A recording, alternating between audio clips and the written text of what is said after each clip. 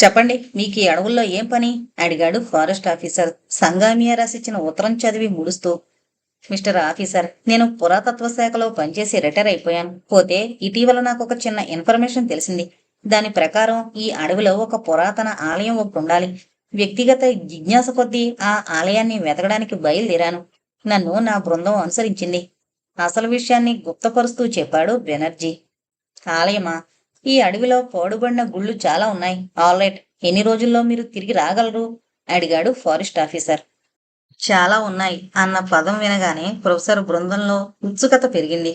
ఎట్టి పరిస్థితుల్లోనూ 10 రోజులకు మించి టైం తీసుకోము, స్పష్టం చేశాడు ప్రొఫెసర్. ఆల్రైట్, మీరు వెళ్లే ముందు కొన్ని హామీ పత్రాలపై సంతకాలు చేయవలసి ఉంటుంది, చెప్పాడు ఆఫీసర్. విత్ ప్లెజర్ అన్నాడు బెనర్జీ అప్పటికి వీడుకోలు తీసుకుంటూ. తిరిగి హోటల్కు రాగానే అందరికీ జరిగిన విషయం చెప్పాడు. అనుమతి అంత త్వరగా లభించినందుకు అంతా సంతోషించారు. సార్, మనం ప్రయాణం ఎలా ప్రారంభిద్దాం? అడిగాడు నవీన్. ప్రొఫెసర్ చెప్పమన్నట్లుగా రంజిత్ వైపు చూశాడు. 2 నిమిషాలు ఆలోచించి మెల్లగా అన్నాడు రంజిత్. సార్, నా ఆలోచన చెబుతున్నాను, మీరు ఆలోచించండి. తుది నిర్ణయం మాత్రం మీదే. మనం మొత్తం 5గురు ఉన్నాం. మనం అదే పద్ధతి మీద ఒక జీప్ ఒకటి తీసుకుందాం. నాకు నవీన్కు డ్రైవింగ్ బాగా వచ్చు. మనం త్వరితగతిన ప్రయాణం పూర్తి చేయడానికి వీలవుతుంది, చెప్పాడు రంజిత్. బాగుంది, కానీ మధ్యలో పెట్రోల్ అయిపోతే? టక్కున అడిగాడు డాక్టర్ మోహిత్. ఇబ్బందేమీ పడం డాక్టర్, ఎందుకంటే ఇది ఎడారి కాదు. కోర్స్ మనం పెట్రోల్ స్పేర్ ట్యాంక్ ఒకటి తీసుకువెళదాం. అప్పటికి అయిపోయేటట్లుగా ఉంటే వెంటనే రిటర్న్ జర్నీ ప్రారంభిద్దాం, చెప్పాడు రంజిత్. రంజిత్, జీపు ద్వారా మనం మారుమూల ప్రాంతాల్ని అన్వేషించడం కుదరదేమో? సందేహం వెలుగుచ్చాడు బెనర్జీ. మీరంది నిజమే సార్. అయితే మారుమూల ప్రాంతాల్ని అన్వేషించవలసిన అవసరం రాదని నా నమ్మకం. ఎందుకంటే ఈ అడవిలో చాలా తెగలు నివసిస్తున్నాయి. వాళ్లకు గుళ్ళు గోపురాలు ఉంటూ ఉంటాయి. ఏదో జాతి ప్రజలు మనకు కావలసిన చాతుర్లింగాలయాన్ని కూడా స్వాధీనపరుచుకుని ఉంటారని నా ఉద్దేశం. కాబట్టి మనం జీపులో ఆ తెగల్ని విచారించుకుంటూ ప్రయాణించడం మంచిది, చెప్పాడు. రంజిత్ చెప్పింది అందరికీ నచ్చింది. ఆల్రైట్, మన ప్రయాణం జీప్లోనే సాగుతుంది. అంతా తయారై ప్రయాణానికి సిద్ధంగా ఉండండి. మేము జీప్ తీసుకునొస్తాం అంటూ రంజిత్తో సహా బయటకు నడిచాడు బెనర్జీ.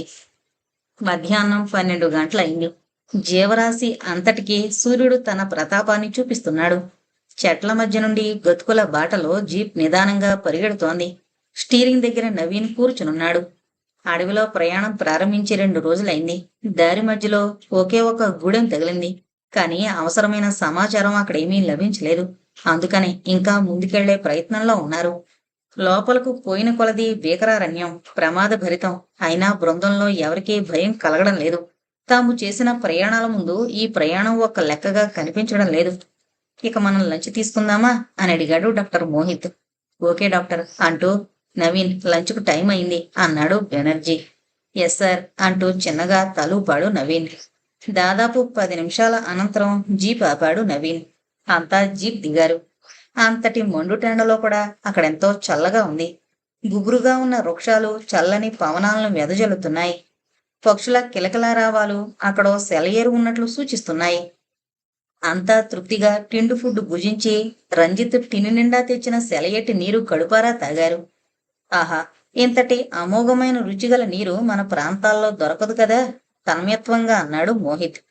అవును డాక్టర్, ఇవి స్వచ్ఛమైన జలం. మార్గమధ్యంలో ఎన్నో కలుషితాలను తనలో లీనం చేసుకుని మనల్ని చేరుతుంది ఈ జలం, అన్నాడు బెనర్జీ.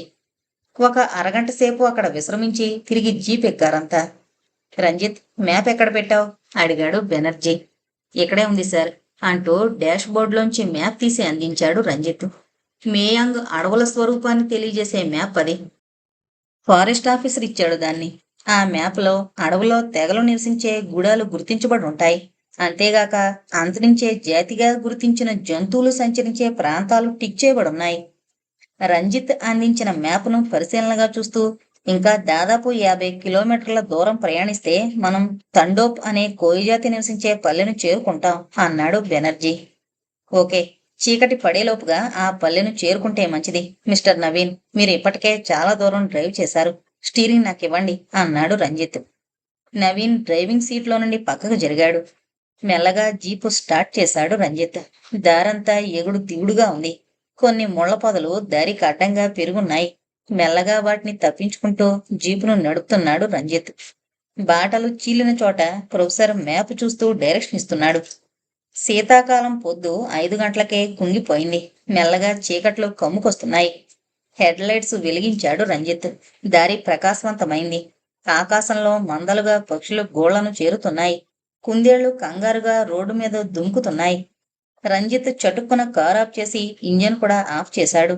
అటు చూడండి సార్. ఎదురుగా రోడ్డు పక్కనే కనబడుతోన్న దృశ్యాన్ని చూపించాడు. 2 నెమళ్లు పురివిప్పి పోటీ పడినట్లుగా నృత్యం చేస్తున్నాయి. అమోఘమైన దృశ్యం అది. బృందమంతా కళ్ళప్పగించి ఆ నృత్యాన్ని చూడసాగారు. నవీన్ ఫ్లాష్ కెమెరాతో చకచకా స్నాప్స్ తీసేశాడు. తన్మయత్వంగా నృత్యం సాగుతుండగా హఠాత్తుగా మరో సంఘటన జరిగింది. పెద్ద చారల పులొకటి చటుక్కునొచ్చి రోడ్డు మీద నిలబడి అటు ఇటు చూడసాగింది. హఠాత్తుగా అక్కడ పులిని చూడగానే అంతా అదిరిపోయారు. ఏం చేయడానికి పోవడం లేదు. కనీసం జీపు స్టార్ట్ చేసి కూడా లేదు ఒక్కసారిగా దూకిద్దామంటే. బహుశా ఈ పులి రాకను గమనించాననుకుంటా. నెమళ్లు పారిపోయాయి. చిన్నగా గొణిగాడు రంజిత్. కరెక్ట్, ఇప్పుడేం చేద్దాం అన్నాడు బెనర్జీ. మిస్టర్ నవీన్, మీరు మెల్లగా శబ్దం చేయకుండా జీప్ దిగండి. జీపును మాటు చేసుకుని గన్ గురిపెట్టండి. సరిగ్గా 5 నిమిషాలు వెయిట్ చేద్దాం. అప్పటికీ పులి దారికి అడ్డం తొలగకపోతే ఒకసారి హారన్ మోగిస్తాను. అది త్రుళ్ళిపడి పారిపోతే లేకపోతే వెంటనే మీ తుపాకీకి పని చెప్పండి. ప్లాన్ చెప్పాడు రంజిత్. 2 క్షణాలు ఆలోచించి అంతా ఓకే చెప్పారు. మెల్లగా నవీన్ తన సీట్లో నుండి లేచాడు. కిందున్న డబుల్ బ్యారెల్ గన్ అందుకుని శబ్దం చేయకుండా జీప్ దిగాడు. జీప్ దిగడం ప్రమాదమని బృందంతో పాటు అతనికి తెలుసు. కానీ తప్పదు. రిస్క్ తీసుకోకపోతే ఆ రిస్క్ నుండి తప్పించుకోవడం కష్టం. రంజిత్ ఇగ్నిషన్ కీ మీద చేయి పెట్టి ఏ క్షణంలోనైనా స్టార్ట్ చేయడానికి రెడీగా ఉన్నాడు. ఎవరికి వారే అంతా టైం చూసుకుంటున్నారు. 1, 2, 3, 4 నిమిషాలు గడిచాయి. పరిస్థితిలో మార్పేమీ లేదు. పులి అలాగే రోడ్డు మీద నిలబడుంది. జీపును గమనించిందనుకుంటా. జీప్ వైపే దృష్టి సారించి నిల్చుంది. మరో నిమిషం గడిచింది. అంతా ప్రాణాలు ఒగ్గబట్టుకుని కూర్చున్నారు. రంజిత్ ఇగ్నిషన్ కీ తిప్పుతూనే హారన్ పై చేవేసి అదిమాడు. జీపు స్టార్ట్ కావడం, గొయ్యమని హారన్ మోగడం ఒక్కసారిగా జరిగిపోయింది. జరుగుతున్నదేమిటో అర్థం కాని పులి అదిరిపడి ముందుకు దూకింది. అంతే, నవీన్ చేతిలోని తుపాకీ ఢామ్ అని పేలింది. పులి ముందుకు దూసుకురావడంతో తుపాకీ గుండు గురితప్పి చెవులకు రాసుకుంటూ పోయింది. ఆ అదురుకు కీచుగారుస్తూ పక్కకు గెంతింది పులి. అదే క్షణంలో హరియప్ నవీన్ అంటూ యాక్సలరేటర్ను గట్టిగా అదిమేశాడు రంజిత్. నవీన్ కింద నుండి జీపులోకి దూకడం, జీపు వేగాన్ని అందుకోవడం క్షణాల మీద జరిగిపోయింది. వెనుతిరిగి చూడకుండా జీపును ముందుకు దూకించాడు రంజిత్. సరిగ్గా అరగంటకు గూడెంలోకొచ్చి ఆగింది జీప్. జీప్ శబ్దం వినగానే గబగబా పిల్లలంతా గుమిగూడిపోయారు. దొరెక్కడా అడిగాడు రంజిత్ గంభీరంగా. అతని గంభీర కంఠధ్వనికి పిల్లలంతా చెదిరిపోయారు. ఆ గుంపులో కొద్దిగా పొడుగున్న కుర్రాడు నా వెంట రండి అంటూ ముందుకు నడిచాడు. జీప్లో నుండి కిందకు దిక్కుండానే అతని వెనకగా మెల్లగా జీపును పోనిచ్చాడు రంజిత్. దాదాపు ఓ 25 గుడిసెలు దాటిన తర్వాత కొంచెం సమతల ప్రదేశంలో 2 నెట్టాళ్లతో వేసిన ఓ ఇంటి ముందు ఆగాడు కుర్రాడు. జీప్ శబ్దానికి గబగబా ఆ ఇంట్లో నుండి ఒక వ్యక్తి బయటకొచ్చాడు. మెలితిరిగిన మీసాలు, తలకు చుట్టిన పట్టు తలపాగా, చేతిలో గంజాయి కూర్చిన చిలుం గొట్టం అతన్ని త్వరగా పరిచయం చేస్తున్నాయి. దండాలు బాబయ్య అంటూ జీప్ దగ్గరకొచ్చి వినయంగా దండం పెట్టాడు దొర. అప్పుడప్పుడు పట్నం బాబులు కావాలనో దారి తప్పో గూడానికి రావడం పరిపాటే. వచ్చిన వాళ్లకు చక్కటి ఆతిథ్యమిచ్చి వారి నుండి బక్షీసులు పొందడం వారికి అలవాటే. బాగున్నావా దొర? పాత పరిచయం ఉన్నట్లుగా పలకరించాడు రంజిత్. తెల్లబోయి నెమ్మదిగా తలగోక్కున్నాడు దొర. ఏమీ గుర్తుకు రాలేదు. అయినా గుర్తుకు రానట్లు బయటపడకుండా మీ దయవల్ల బాగానే ఉన్నాం బాబయ్య, చాలా కాలానికి వచ్చారు అన్నాడు. ఫారెస్ట్ ఆఫీసర్ ప్రొఫెసర్కు ముందే చెప్పున్నాడు. ఆ ప్రకారం జీప్లో నుండి దిగ్గానే 2 సీసాల ఫారెన్ లిక్కర్, ఓ 25 సిగరెట్ ప్యాకెట్లు తీసి దొర, ఇదిగో నీకు మా కానుక అంటూ అందజేశాడు బెనర్జీ. ఒక్కసారిగా 25 సిగరెట్ల ప్యాకెట్లు చూడగానే ఆనందంతో నోట మాట రాలేదు దొరకు. రండి బాబయ్య రండి అంటూ వరుసగా అందర్నీ తీసుకెళ్లి పెద్ద చెట్టు కట్టిన ఉయ్యాల బల్ల మీద కూర్చోబెట్టాడు. వెంటనే ఎవరినో పిలిచి ఏదో పురమాయించాడు. మరుక్షణంలో పెద్ద పెద్ద దోనెల నిండా తేనె ప్రత్యక్షమైంది. తీసుకోండి బాబయ్య అంటూ అందరికీ అందించాడు. మీ ప్రయాణం సుఖంగా జరిగిందా బాబయ్య? తేనె సిప్ చేస్తూ అడిగాడు తాండో తెగ దొర. ఆ క్షేమంగానే జరిగింది దొర అంటూ దారిలో జరిగిన సంఘటనను వివరించి చెప్పాడు రంజిత్. అది వినగానే దొర ముఖంలో రంగులు మారాయి. బాపురే, పులి గాయపడిందన్నమాట అన్నాడు భయంగా. అతని కళ్ళల్లో మెదులుతున్న భావాలు చూస్తూ ఏంటి దొర అంత భయపడుతున్నావు అన్నాడు రంజిత్. భయం కాక ఏముంది దొర, ఆ పులి మనిషి మాంసానికి అలవాటు పడింది. ఇప్పటికి నెల రోజులుగా మా గూడెంలో అల్లకల్లోలాన్ని రేపుతుంది. ఇప్పటి వరకు దాదాపు 10 మంది పిల్లకాయల్ని ఎగరేసిపోయింది.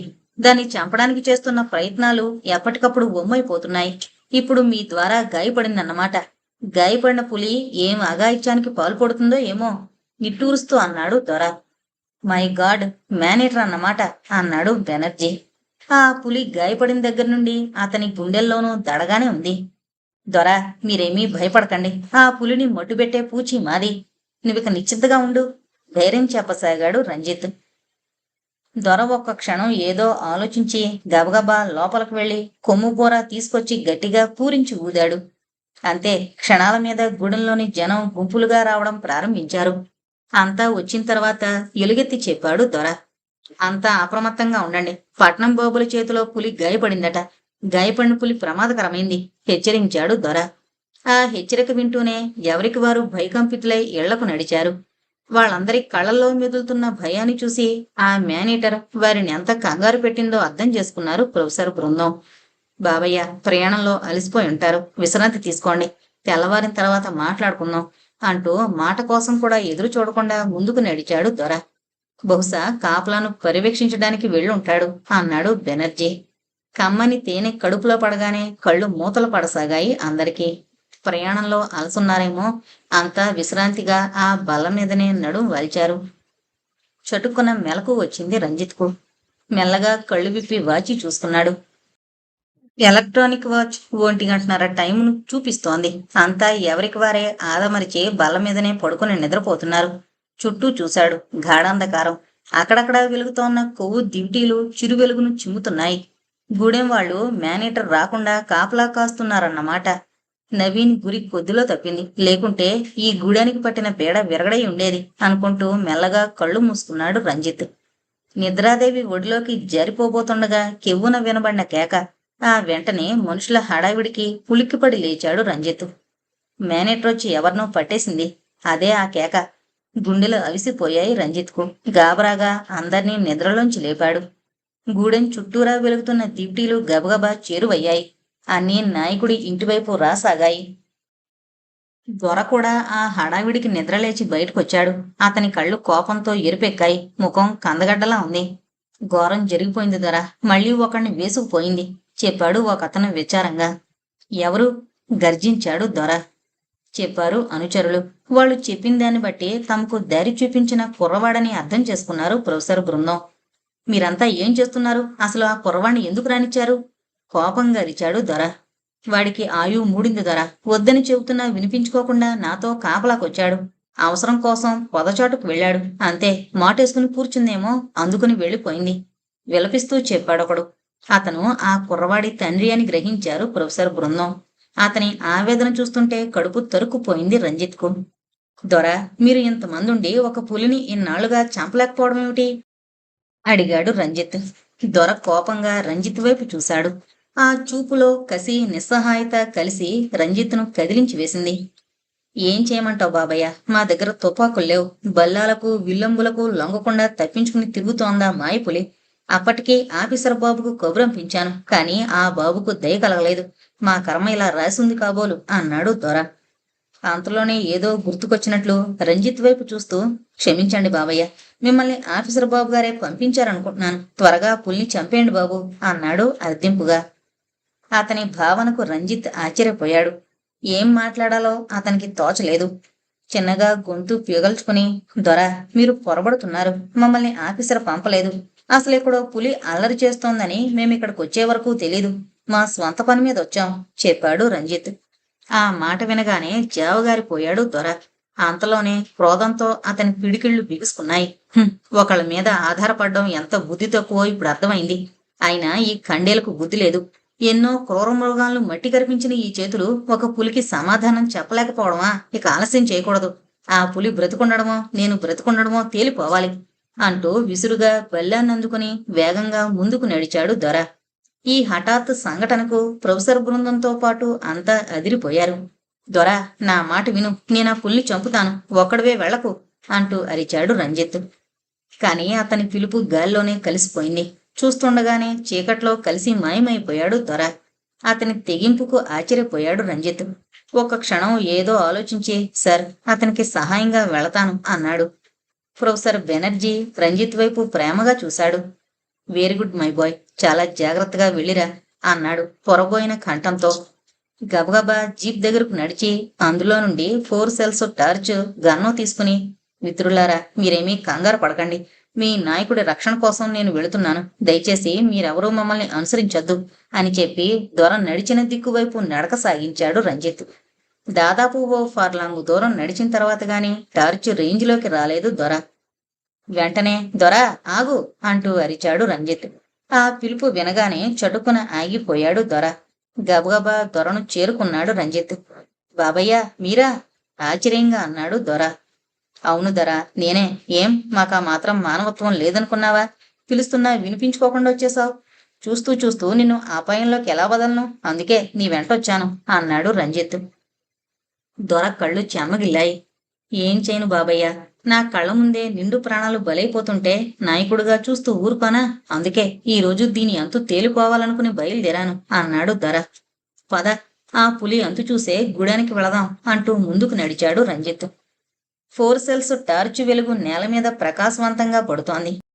ఆ వెలుగులో పులి అడుగుజాడల కోసం అన్వేషణ ప్రారంభించారు ఇద్దరు.